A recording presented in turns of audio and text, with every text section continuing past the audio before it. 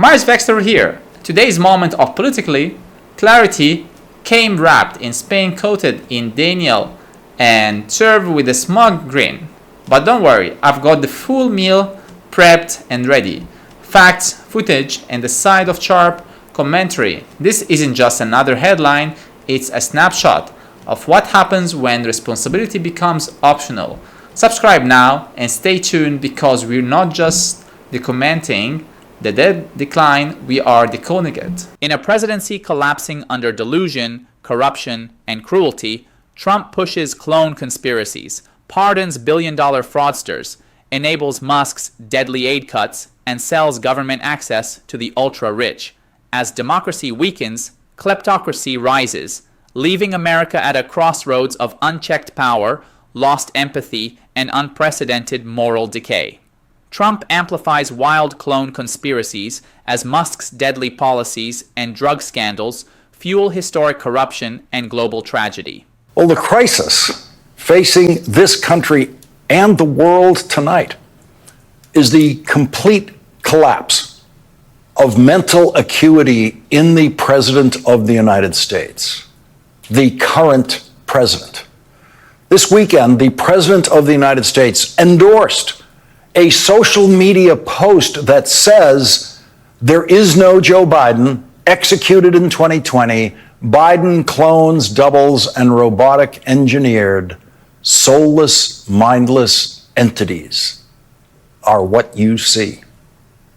Needless to say, Donald Trump is the only president in history who can publicly embrace and accept and believe such insanity without immediately provoking a rush of questions by the White House press corps and news organizations around the world about the sanity of the American president, which means that the insanity of the current American president is now officially taken for granted in the news media. No huge banners on the cable news network that recently devoted itself to the issue of presidential mental acuity. That network did not dare devote itself to the mental acuity of Donald Trump. That network decided that the mental acuity of Joe Biden last year is a more important story now.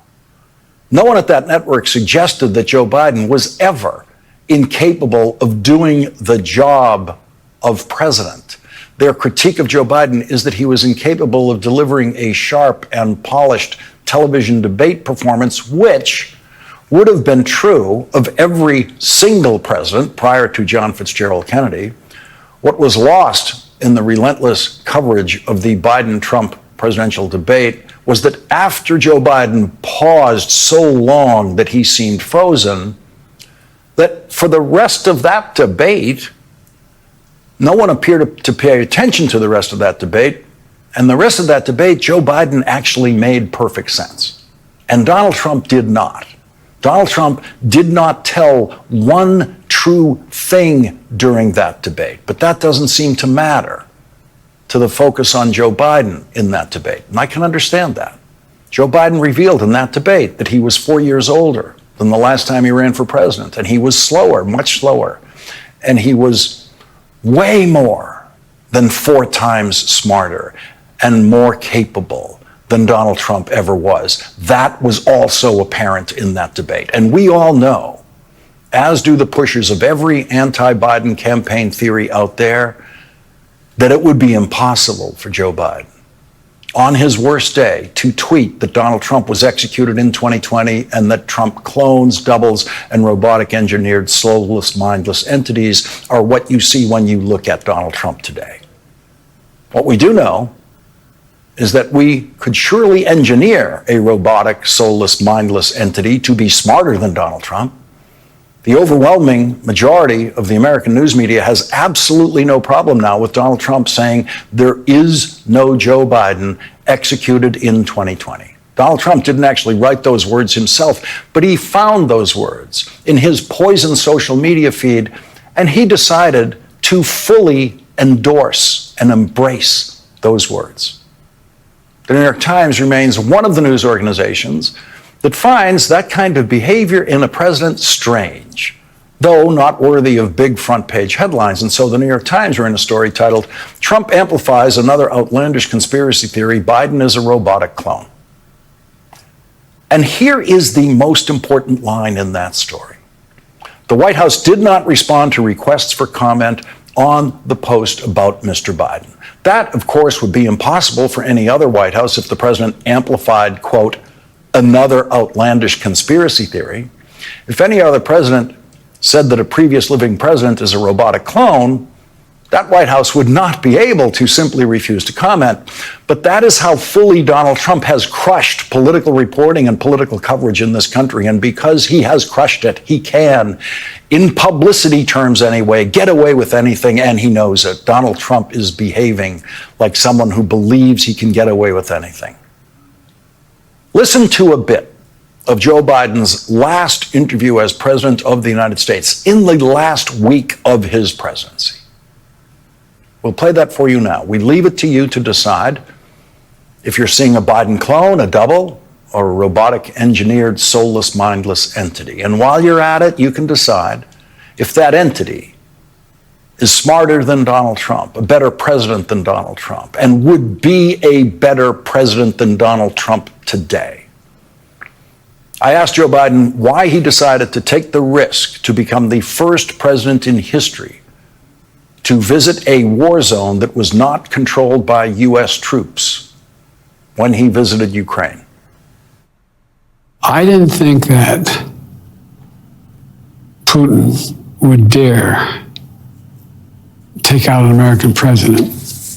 I was worried, concerned about a radical element within Ukraine that was under the control or working with the Russians might try to do. That's why we went so way out of our way to get the best people to travel in that 10-hour ride in that train.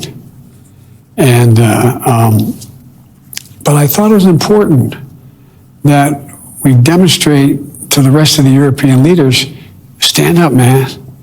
We can stand up and do this. We can prevent this from happening. My concern was if we didn't go, we didn't show up, then who leads? What happens? I didn't think, by the way, to Ukraine, but I think it was important that we treat Ukraine like an independent Ukraine. But I think it was important that we treat Ukraine like an independent country. Wanted to talk to them. I wanted them to know that we were with them, and it was the best way to do that.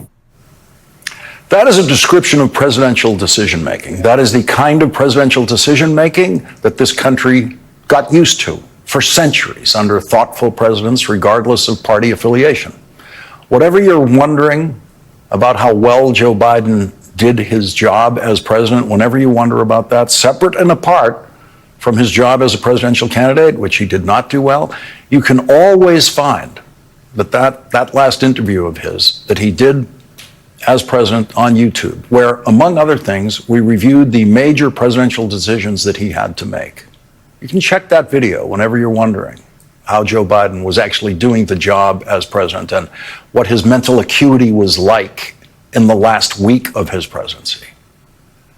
And in every one of Joe Biden's responses in that interview, you will find the kind of careful thoughtfulness you have a right to expect in a president of the United States. It is the kind of thinking that Donald Trump has not been capable of for one day of his life. We went from the man you just saw on your screen to a man who claims that Joe Biden was executed in 2020. Now, if you want to rush to Donald Trump's defense and tell us that that was a joke, then please explain why, as the New York Times reports, the White House did not respond to requests for comment on the post about Mr. Biden. If you want to rush to Donald Trump's defense, you are going to have to guess at a defense. You're going to have to make up a defense that Donald Trump himself has not offered. You have every right to believe, as a result of that single post alone, that Donald Trump is completely deranged and has no idea what day it is or what country he lives in.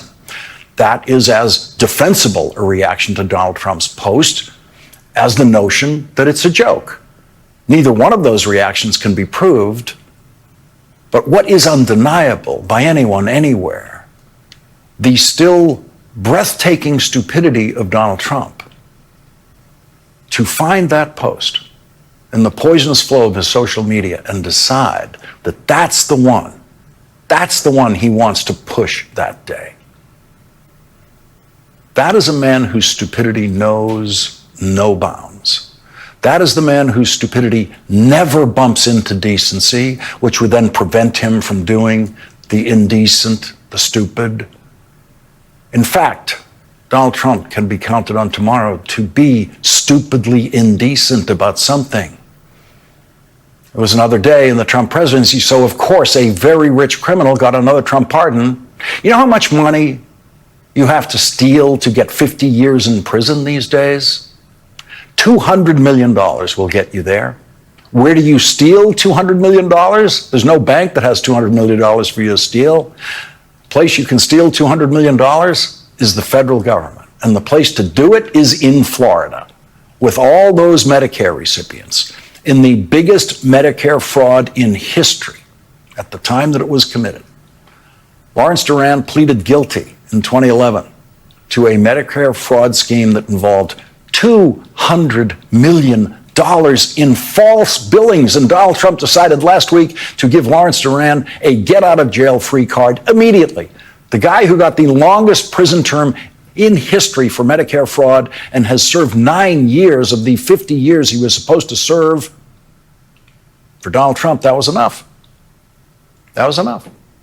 Remember Elon Musk lying to you about all the waste, fraud, and abuse he was going to find in Medicare, and he didn't find any, zero, absolutely none in Medicare. He didn't even find any Medicare fraudulent billing. And there's actually always some Medicare fraudulent billing around the country, which federal officials have been very good at policing and investigating and prosecuting. So while Elon Musk was pretending to find fraud, emphasis on fraud in the federal government, Donald Trump was busy deciding exactly when to let the biggest Medicare fraudster in history out of prison. That is the reality of the Trump presidency. It is the presidency that rewards fraud, especially fraud against the federal government. Joe Biden never pardoned anybody who stole $200 million from the federal government, and Joe Biden never appointed anyone to anything as incompetent and reckless and cruel as Elon Musk, who bid his farewell to his formal engagement of service with the Trump administration on Friday in the Oval Office, where his physical behavior gave many indications of possibly confirming the headline that emerged in the New York Times that very day. On the campaign trail, Elon Musk juggled drugs and family drama. We await an explanation of Elon Musk's physicality, including his inexplicable gazes at the ceiling and head twisting at the ceiling in the Oval Office. The Fox White House reporter, who appeared to be the master of ceremonies of the press corps in the Oval Office on Friday because he was allowed to ask many more questions than anyone else, seems to be on his way to ask about the New York Times breaking news about Elon Musk's drug use. There is a New York Times report today that accuses you of blurring the line between... Is the New York Times, is that the same publication? Notice that the Fox reporter immediately stopped when Elon Musk ordered him to stop and wait. Elon Musk then went into a lying soliloquy about the New York Times, ending with a direct order to the Fox reporter to, quote, these were his words, "move on." And the Fox reporter did exactly what Rupert Murdoch is paying him to do in that situation. He moved on when ordered to move on by anyone in Trump world. That is the same Fox reporter who gleefully joined in the screaming at Joe Biden or his press secretary in the Biden White House. Every reporter working in the Biden White House knew they could scream at Joe Biden or scream at the White House press secretary and not be kicked out of the Biden White House permanently or ever. And like children who know they won't get in trouble if they do it, they did it. They screamed at Joe Biden and his press secretary. And like children who know they will get in trouble if they do it, they don't dare do it now, because Donald Trump has crushed all of that. And so Donald Trump and Elon Musk got away with another lying session without any serious challenge from a single White House reporter, not one of whom asked Elon Musk how it felt to kill children. Not one of those White House reporters covering Elon Musk's farewell from government service asked him to reply to Bill Gates' description of Elon Musk as the world's richest man killing the world's poorest children. That is Elon Musk's singular achievement in government, because Elon Musk decided to destroy the United States Agency for International Development, the agency that was feeding more starving children in the world than any other agency. More starving children in the world depended on surplus food from the United States to survive. Food we do not need and cannot consume. Food we have overproduced in this country. And Elon Musk decided to take that food away from them and let them die. And that is not news to the White House press corps. No one is counting, because Elon Musk fired the people who were counting. Collecting statistics in advanced economies is relatively easy, with advanced methods relatively accurate, but in many parts of the world, the most impoverished parts of the world, statistics can be hard to come by. Not every baby gets a birth certificate. Not every baby gets a death certificate. The people who would be counting how many people Elon Musk killed by killing USAID were the very people who Elon Musk fired from USAID. So Elon Musk commits the greatest crime of the 21st century against the poverty population of the world and fires everyone who would be able to quantify for us the enormity of the crime. The New York Times reports, quote, Mr. Musk's drug consumption went well beyond occasional use. He told people he was taking so much ketamine, a powerful anesthetic, that it was affecting his bladder, a known effect of chronic use. He took ecstasy and psychedelic mushrooms. And he traveled with a daily medication box that held about 20 pills, including ones with the markings of the stimulant Adderall, according to a photo of the box and people who have seen it. He had a whole box full of drugs that he could have been using when he was taking life-saving drugs away from children. The New York Times account is about the drugs Elon Musk was taking during the presidential campaign. NBC News has not independently confirmed the New York Times reporting. Elon Musk has not actually denied a single word of the New York Times reporting. The New York Times says, quote, we provided Musk with multiple opportunities to reply or rebut this reporting before publication, and he declined.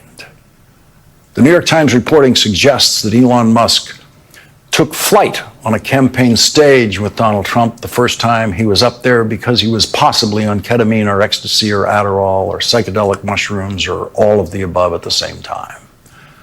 The Times obtained a text message before Elon Musk joined the Trump campaign, in which Elon Musk complained about the investigations of his businesses that the federal government was doing at the time. The Biden administration views me as the number 2 threat after Trump. I can't be president, but I can help Trump defeat Biden, and I will, he added. And the rest is tragic history. The richest person in the world poured money into a presidential campaign, more money than anyone else in the history of political contributions, and he did it to end the investigations that the federal government was aiming at his business activities. And of course, Donald Trump ended those investigations, because you get what you pay for with Donald Trump, especially if you're the richest person in the world.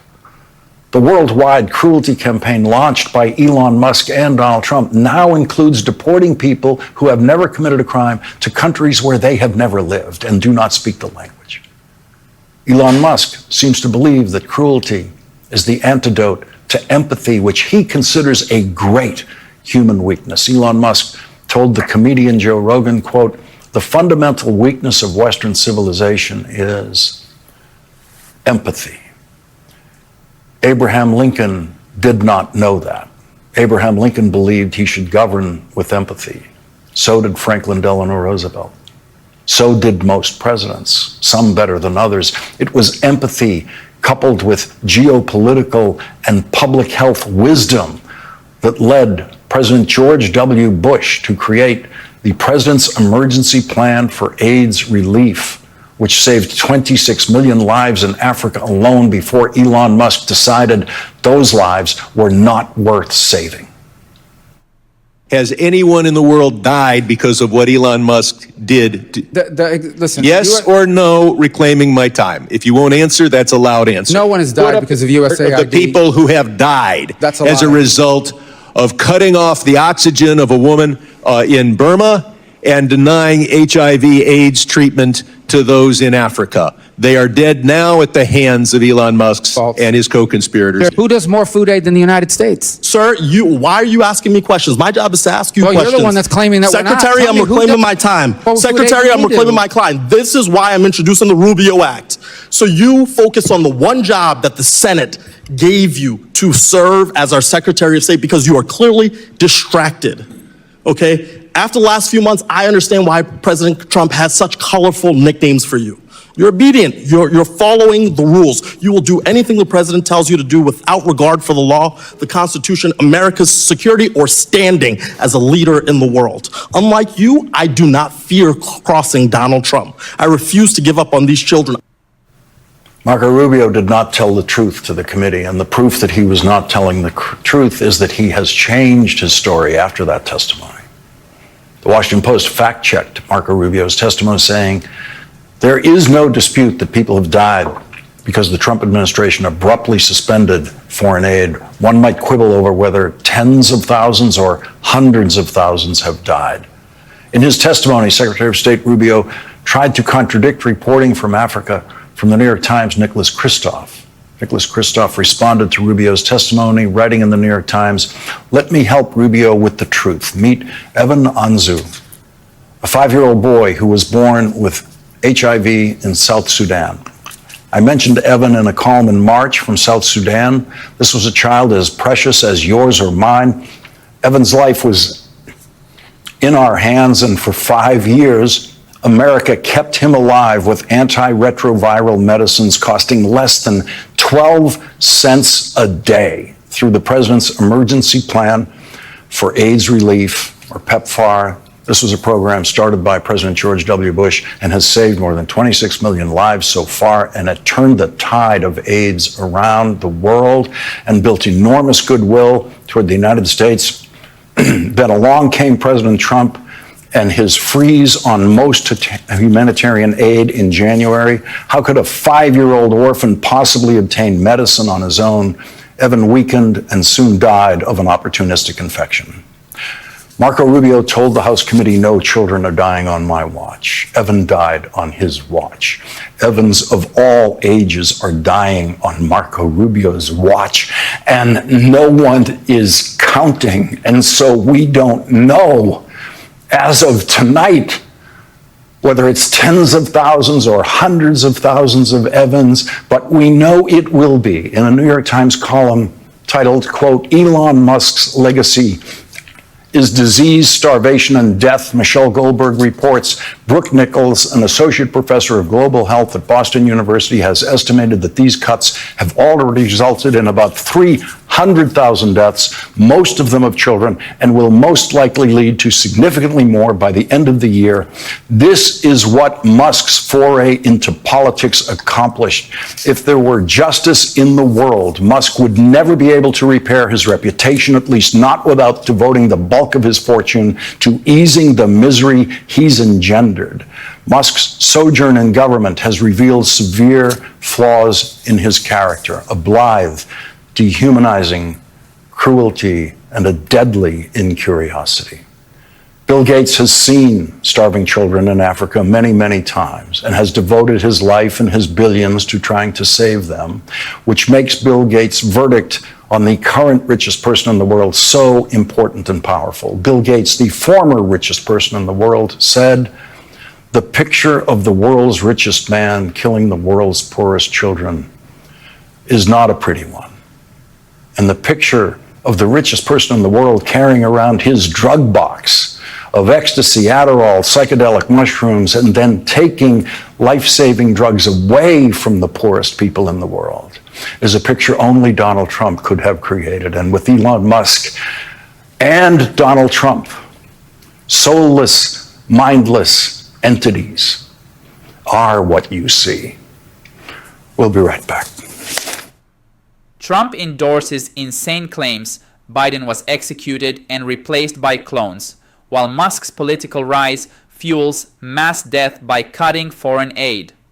Pardons for billion-dollar fraudsters, media silence, and Musk's drug-fueled government role expose a catastrophic blend of corruption, cruelty, and collapsing moral leadership under Trump's presidency. As Trump slashes aid, children die worldwide. Gabriel Emanuel reveals tragic stories hidden beneath government silence and statistics gaps.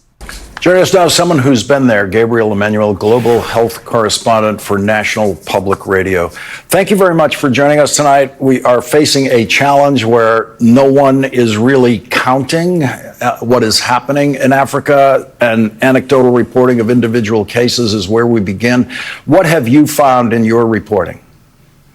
Yes, so I started out with this clear discrepancy that you laid out. We have researchers, academics who are saying tens of thousands, possibly hundreds of thousands dead. Secretary Rubio telling Congress that no one has died. So I started calling people on the ground from Bangladesh to Ethiopia to Guatemala to try and find out what is happening. And what came back were stories of people who have indeed died, most likely as a result of aid cuts. So let me tell you about one person. There is a family that lives in the far northeastern part of Nigeria. The mother's name is Mariam Mohammed, and she is a widow with 2 boys. The younger one is a 7-year-old boy named Babagana, and he had sickle cell disease, but most of his life he was this cheery boy who, she told me, loved riding his bike to school and at home. And one night in February, the boy developed a fever. First thing in the morning, she rushed him to the hospital, to what was a US-funded clinic where he had received care before. When she got there, the gates were closed. It was shut down. And the security guards told her this clinic is no longer operational. What had happened is that the previous week they had received a stop work order from the US government. Now, Mariam did not have money to go to the government hospital, which charged for medical care. And instead, her 7-year-old son, Babagana, died a handful of hours later that night. And when I spoke to her, she was obviously beside herself. And I spoke to the older brother, 9-year-old Umar, who was in tears when we spoke. And he just said he misses playing with his little brother. Now, we don't know the specifics. This boy was never evaluated that day when he went to the clinic, and it was closed. But I did speak to the boy's doctor. And Dr. Jacob, Adifri Jacob, and he told me that he believes they could have saved the boy. Now, sickle cell disease happens when your red blood cells are deformed and things can deteriorate very quickly, as they did in this case, but very rapid medical attention can save lives, and it often does. So that's just one story of multiple that I've heard. As we go forward, how should we approach this situation where we're not going to have the kind of statistical information we would hope to have? Right. It's very hard to pin down exact numbers, especially when we're talking about far-flung places and when the systems that used to gather this data are no longer in place. And I think the real answer here is it starts with talking to people on the ground. Doctors, nurses, religious leaders have a very good sense of what is happening on the ground, I found in my reporting. So do people who used to run programs that have now been shut down. So those are the types of people I've been talking with to try to piece together what's happening on the ground. NPR Global Health Correspondent Gabriel Emanuel, thank you very much for joining us tonight. Thank you. And coming up, the New Yorker's Evan Osnos will join us to discuss the unprecedented corruption that he has been finding in the Trump presidency, as have other reporters. His detailed account appears in the New Yorker under the title, Donald Trump's Politics of Plunder. Gabriel Emanuel reports harrowing deaths linked to Trump's foreign aid cuts. including a Nigerian boy denied care after a US-funded clinic shut down. Lacking official data, reporters uncover widespread loss through personal stories, as US policy shifts leave vulnerable populations worldwide without critical medical treatment and humanitarian support. Inside Trump's billionaire club, elites now buy direct access, power, and policies. America's presidency fully monetized for profit. A vivid, grotesque portrait of ruling billionaires. That is how Democratic Congresswoman Marcy Kaptur of Ohio describes the new members-only club in Washington, D.C. called Executive Branch, which is set to open this month. Mr. Speaker, I rise to share the latest photo of the founding of another billionaire private club here in Washington, D.C. in Georgetown for the super rich, spearheaded by Donald Trump Jr., J.D. Vance, and their billionaire buddies. You can join for the low price of $500,000. They offer the richest of the rich a red carpet to buy influence and their way to power. This executive branch club isn't just an insult to the working class. It's a vivid, grotesque portrait of ruling billionaires focused on totally enriching themselves and neglecting our nation. Our next guest, Evan Osnos, writes in an article in The New Yorker titled Donald Trump's Politics of Plunder. Even seasoned practitioners of Washington pay to play have been startled by the new rules for buying influence. In December, a seat at a group dinner at Mar-a-Lago could be had for $1 million contribution to MAGA Inc., a super PAC that serves as a war chest for the midterms. More recently, one-on-one conversations with the president have become available for $5 million. The return on investment is uncertain. A government affairs executive told me, "What if he's in a bad mood? You have no clue where the money is eventually going." Another lobbying veteran described the frank exchange as outer borough mafia shit. Trump has sold influence so briskly that the political machinery cannot keep up. Joining us now is Evan Osnos, staff writer at The New Yorker and fellow at the Brookings Institute. He is the author of The Haves and Have-Yachts, Dispatches on the Ultra-Rich. Evan, when I was reading the veteran lobbyists of Washington, who were people I didn't want to deal with when I was working in the Senate, I just said, no, I'm not going near them. They are offended by the money changing in the temple now. This is beyond anything they ever dreamed of. They are bewildered. As one of them said to me, and to use a technical term, he said, this is bonkers. I think there is a point at which the frank, naked exchange of influence for money has just exceeded even what are the calluses on a pretty cynical community in Washington that's used to the idea of this. This is now a period in which essentially anything goes, and you're seeing it in a whole range of ways. You know, it began really with the inauguration. Look, the inauguration fund, as you'll recall, raised a record amount of money, $250 million. Inauguration funds aren't like campaign finance that, get a huge amount of attention. These are sort of loosely regulated slush funds, in fact. The single largest donor to that was a company called Pilgrim's Pride. This is a poultry processing company. And sure enough, lo and behold, a couple months later, the administration announced that it would not be adding new salmonella inspections, and it would be getting rid of what it called unnecessary bureaucracy.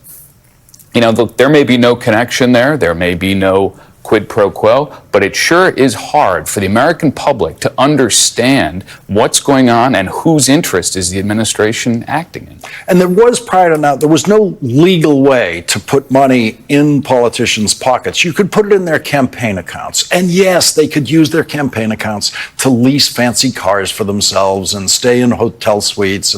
And they could really use it for every meal they wanted to have with their families or everybody else. This is way beyond that. This is, you can now just put money directly in Donald Trump's pocket. There has never been anything like a cryptocurrency auction for dinner with the president. I mean, the notion, the words that just came out of my mouth are so unrelated to the history of the American presidency, it's almost hard to just talk about it in the normal context. We're dealing with a moment in which the full monetization of the presidency poses us with a problem. It poses us with a real fork in the road. Will Congress find a way to say, this is unsustainable, this is untenable, or will it just allow this to go on until it produces a crisis? Will there come a point when all of a sudden the lack of new salmonella testing begins to have a daily impact, an impact on people's health, on the food they're eating at home? At what point does the rubber meet the road? We have to squeeze in a commercial break. We're going to be right back with Evan Osnos. Evan Osnos exposes Trump's unprecedented monetization of the presidency. Billionaires pay millions for private access via exclusive clubs like Executive Branch and Mar-a-Lago dinners. Even veteran Washington lobbyists are stunned by the open sale of influence. This pay-to-play culture risks undermining U.S. governance, ethics, and public trust entirely. Trump dismantles anti-Putin task force, pardons white-collar criminals, while his family openly monetizes presidential power worldwide.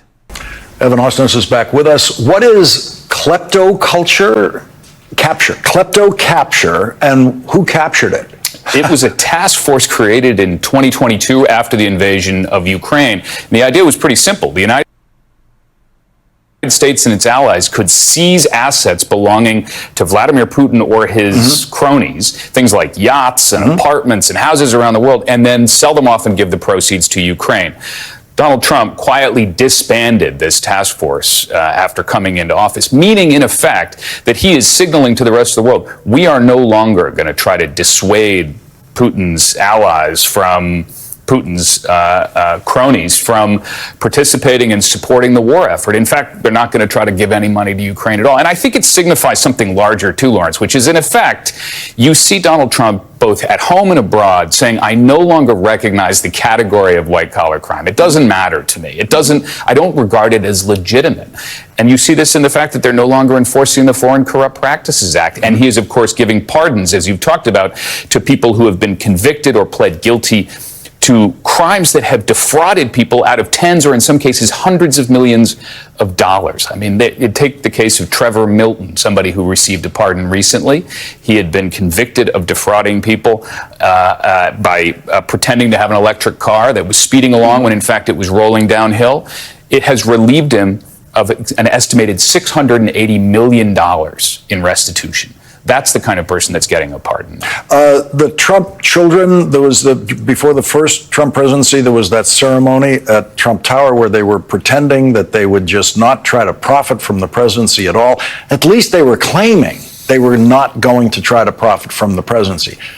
Now they're actually publicly, in effect, saying we are going to. We're going to open this club. We're going to do all these things, everything we can do. The White House has a stock statement they give out, which says, in answer to any question about this, that the president has put his finances in the control of his sons. However, the reality is Donald Trump is actually listed as an advisor to one of the family crypto ventures. And any time that Eric and Don Jr. are overseas making deals, talking about it, they are doing it on behalf of the Trump family enterprise. Let's be honest here. And every foreign power that is making deals with them is not doing it on the basis of Eric and Don Jr.'s long history in business. They're doing it on the fact that it's they're representatives, in effect, of the president, even if the White House says there's some. And the sons do not have independent income sources. It's all out of the Trump pile. Their father gets the biggest cut of that pile.